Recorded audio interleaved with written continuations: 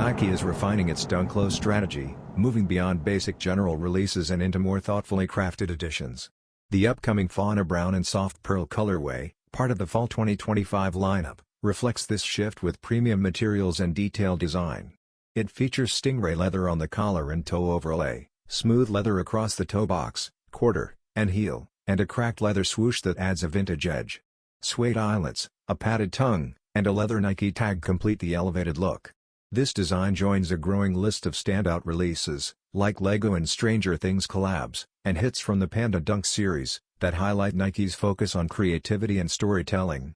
While some still see the Dunk line as oversaturated, drops like this show Nike's effort to refresh the silhouette. The Fauna Brown Dunk Low is expected to launch soon via Nike.com and select retailers, priced at $130.